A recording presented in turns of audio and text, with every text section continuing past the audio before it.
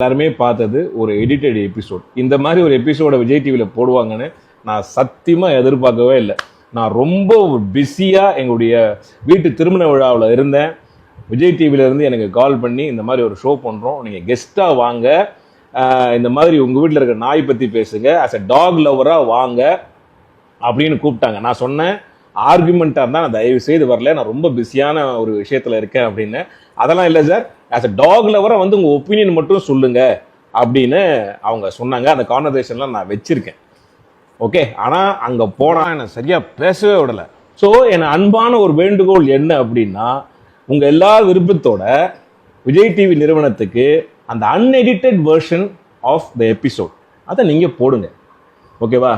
இந்த விஷயத்தில் ஒரு தீர்வு கிடைக்கும் அப்படின்ற ஒரு நம்பிக்கையில் தான், அதுவும் கோபியுடைய ஷோ அப்படின்னு நம்பிக்கையில் தான் நான் வந்து என்னோட நேரத்தை ஒதுக்கி இந்த இடைப்பட்ட நேரத்தில் வந்து அந்த நிகழ்ச்சிக்கு வந்து, அது எல்லாருக்குமே தெரியும். ஆச்சரியமே கேட்டாங்க, என்ன சார் வீட்டில் கல்யாணம் வச்சுட்டு நீங்கள் வந்தீங்களா நாய்க்காக அப்படிலாம் கேட்டாங்க. ஆனால் எபிசோட் பண்ணும்போது பார்த்தீங்களா 9 மணிக்கு மேலே வரக்கூடாது, அது மட்டும் போட்டாங்க.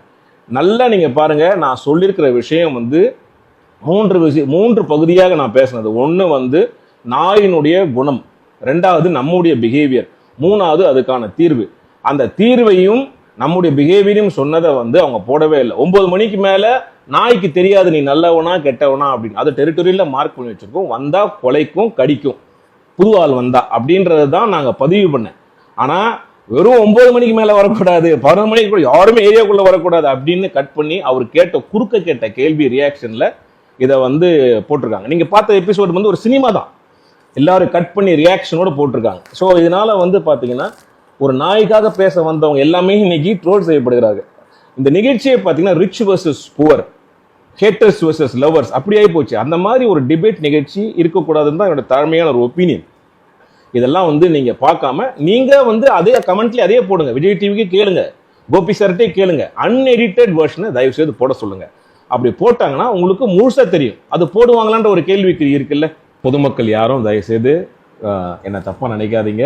அப்படியே நீங்க என்னுடைய பேச்சால உங்களுக்கு யாருக்காவது காயமடைந்தீர்கள், பாதிக்கப்பட்டவர்கள், உங்களுக்கு அது தப்பா தோணுச்சுன்னா தயவு செய்து என்னை மன்னிச்சிடுங்க. நான் அந்த மாதிரியான எந்தவித ஒரு எண்ணத்திலையுமே நான் இதில் கலந்துக்கல. மனிதர்கள் மேல இருக்க அன்பினாலையும்